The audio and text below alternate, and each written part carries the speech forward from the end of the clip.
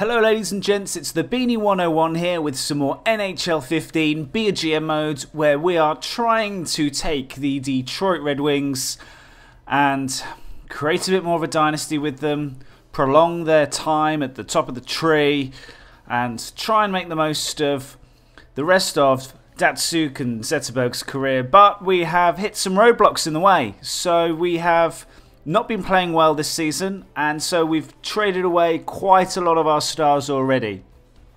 We've got Adam Henrikin, we've traded Datsuk and Franson in the last episode, but there's one guy that I still want to get rid of. And I saw it in the comments, and some of you guys said that I should trade away Jimmy Howard. He's really not been getting it done for us so far this season, so I'm going to get rid of him. And I've had a look at a few deals.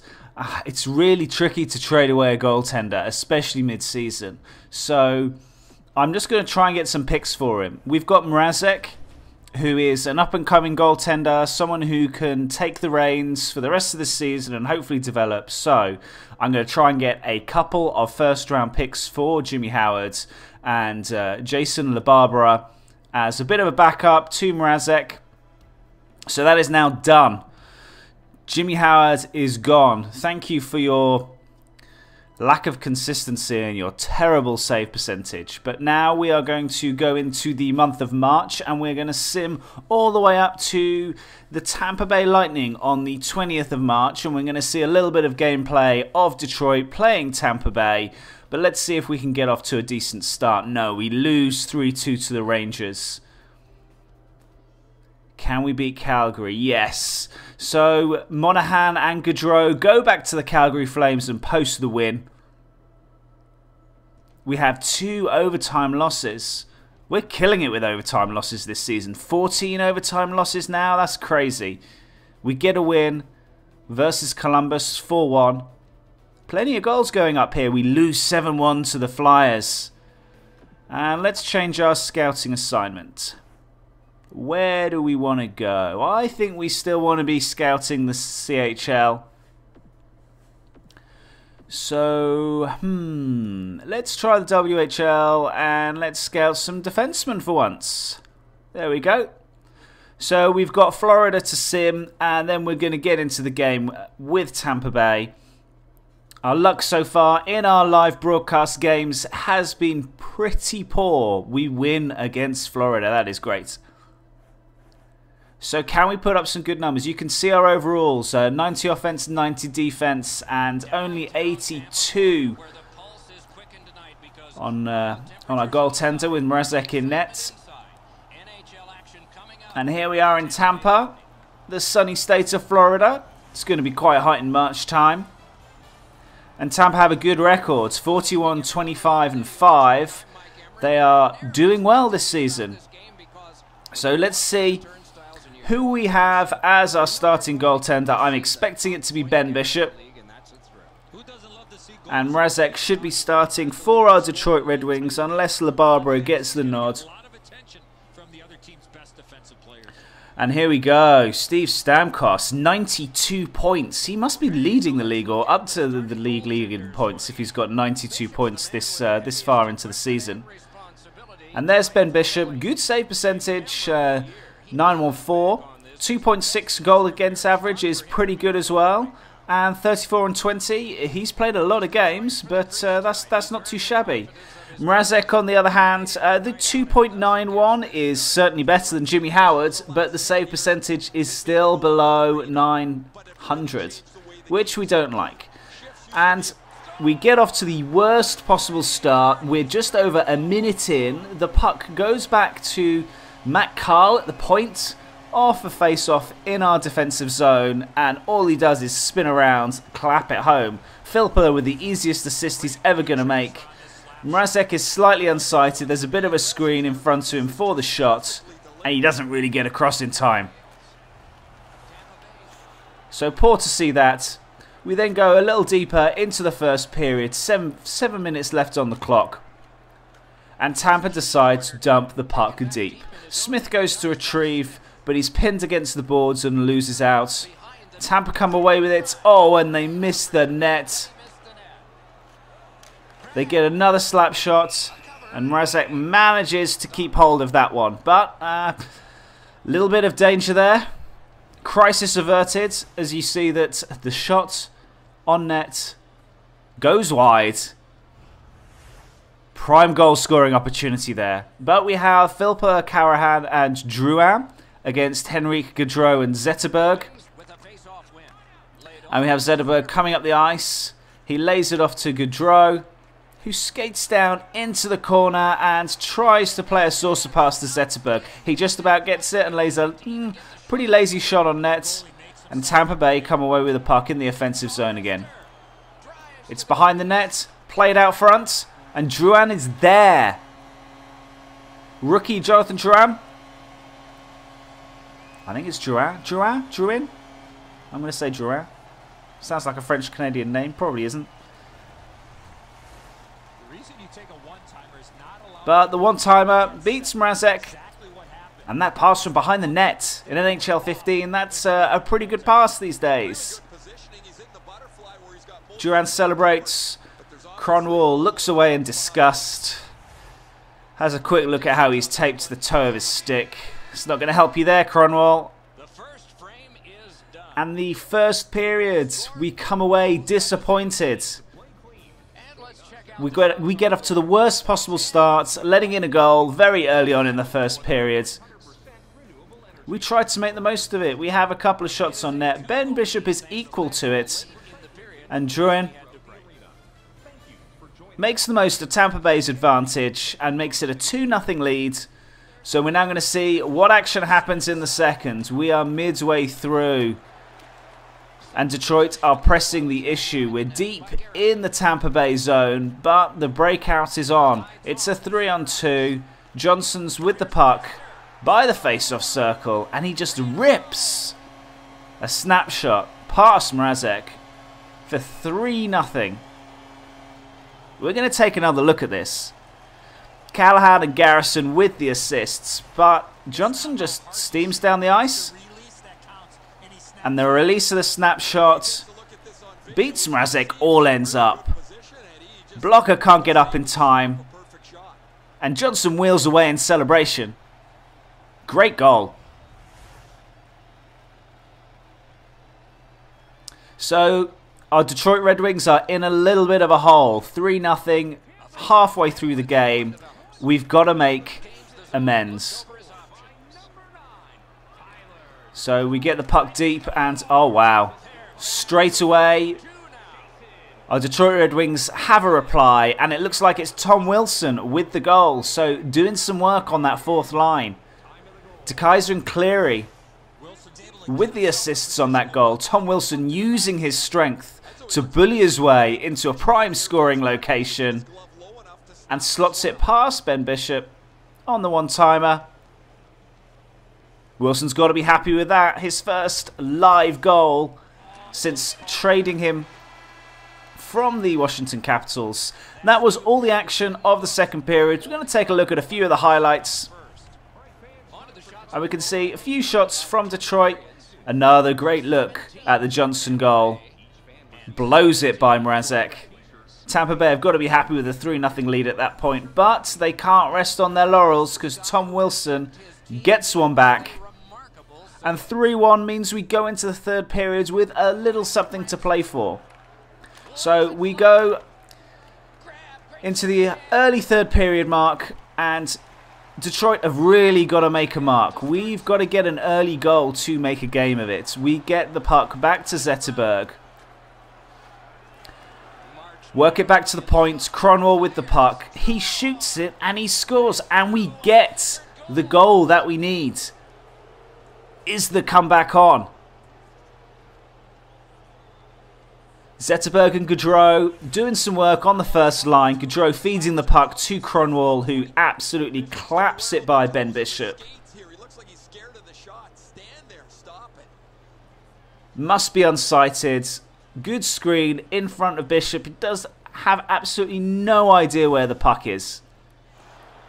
And Cronwall makes amends for some of his defensive errors so far this game, which were key to causing the 3-0 leads that Tampa Bay had halfway through the game. And we're pressing the issue again just a couple of minutes later. Tampa Bay come away with the puck, and Bergenheim works his way down the ice. He hits the slot. He takes a slap shot. He scores a goal, and Detroit shoot themselves in the foot. We get the game back to a 1-goal game, and then we let Bergenheim just skate nonchalantly up the ice and then hit a low slap shot past Mrazek. Mrazek has a good position on the ice, but he just can't get the right pad across. So now we are much later in the third period. There's only 3 minutes left. It's been a pretty even battle. And the Detroit Red Wings, you know, our team have done pretty well to fight back, but we need an extra 2 goals. And we're not going to get goals with the puck in our own zone, so we need a quick breakout. Zetterberg plays the puck to Henrique, who skates the puck down the ice. He manages to make a move to shake off the defender. He waits for support, and support is there. Great little goal by Zetterberg. Played the puck up to Henrique and then hustled up the ice. The goaltender had no chance stopping that puck with the quick release. Henrique's able to clear. Yet again, another example of our Detroit Red Wings trying to bully their way into prime scoring territory. Zetterberg, nice touch on the puck there to shoot it past Ben Bishop. And we have a game on again. There's not much time left. 1 minute 55. And it's a 4-3 game. Can we get this game tying goal? We try a saucer pass into the middle, but Tampa Bay intercept it. Another pass intercepted, but we get the puck back. Played round behind the back of the boards. And Henrique tries to retrieve the puck, but Tampa just rub him out against the boards and come away with it. So it's 3-on-3. We get the good defensive play, pinning him against the boards. Tampa Bay still with the puck. They're trying to work a pass. They're hustling. Poor breakout pass. And Tampa Bay get it back. Hedman plays it to Drouin, who skates up the ice and sees.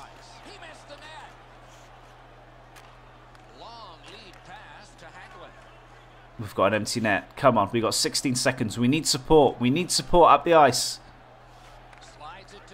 We're not getting it. We're not going to get it. No, Tampa Bay have the puck. They've just got to keep it, which they do. They throw a shot on the empty net. It misses, but it doesn't matter. Tampa Bay with the W, and our live game performance goes from bad to worse. 1 win so far in each of the monthly live games. Today we're put to the sword against the Tampa Bay Lightning. And maybe we choose a live game next month, which is not against a good team. You can see the stats here. 25 shots to 23. Detroit with the slight edge in the time on attack. No real power plays to mention there. Disappointing loss.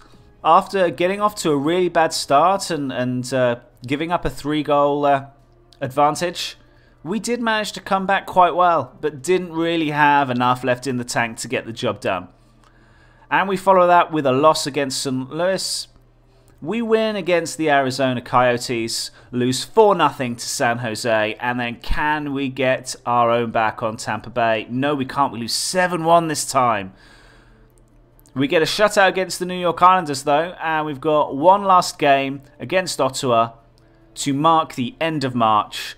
And we lose that game, which means that we end up with a record of 5-6-2 for March. So, still really inconsistent. But let's not forget, we've traded away Franson. We've traded away Tatar. We've traded away Datsuk. We've traded away Jimmy Howard this episode, so we really already got one eye on the future. We're going to have a quick look at the standings. And you can see that we are 7th in our division. We're not doing great. We're quite a few points away from the Maple Leafs. We're probably going to finish 7th. We are not quite as bad as the Buffalo Sabres. The Buffalo Sabres with a record of 24, 45 and 7 is pretty terrible. So our goals against average is still the thing that's hurting us. Not good. Not good at all. And we're going to have a look at the entire league and who's leading. We've got the usual players. The Blackhawks, the Rangers, and then interestingly the Florida Panthers. Tampa Bay Lightning have also clinched a playoff position, and we're doing okay when it comes to goals for. It really is the goals against that we are needing to defend against. So I think in the off season we need to try and get ourselves some quality D-men to really push ourselves ahead. Cromwell can't help us forever. He's coming to the end of his career and he's going to be in the decline. That power play percentage that we have is one of the lowest in the league as well. 15% on the power play. That's really not good enough. Really not good enough. And the penalty kill percentage, again, we're second worst on the penalty kill. The thing that kills me is these overtime losses, though. 14 overtime losses. If we could just convert maybe half of those into wins, we'd be in such a better position. We're going to have a look at our individual stats here. Zetterberg is still getting the job done with 75 points on the season. Nyquist is having a good season on the first line, 65 points. I'm quite pleased with that. Gaudreau and Monahan, they came in late, so some of those points totals are while they were with Calgary. Likewise with Hagelin from the New York Rangers. Henrique, disappointing to only have 37 points in 76 games. Really, he's been heading up our second line for most of the season. Even more disappointing is that he's a minus 21. So defensively, you know, someone who I would expect to be good defensively in his own end, he's not been getting it done. Riley Sheehan with 22 points, with mainly third and fourth line duties this season. He's going to hopefully have a bit of a breakout year next year. And then we have some of our fourth liners there. Tom Wilson, he's got 8 goals. You know what? 8 goals from a fourth liner. I can deal with that. That's not bad at all. And then we have a look at the league leaders, and you can see, just as I mentioned, Stamkos is leading the league in points, 97 points, 44 goals. That's a lot of goals. And then you've got some of your usual players. There's no one really surprising in this list, apart from maybe Radim Vrbata. If we have a look at the top goal scorers, a lot of 40 goal scorers this season. Ovechkin coming out on top as he usually does. Tavares, Malkin, Crosby. Parise playing trigger man rather than setup man.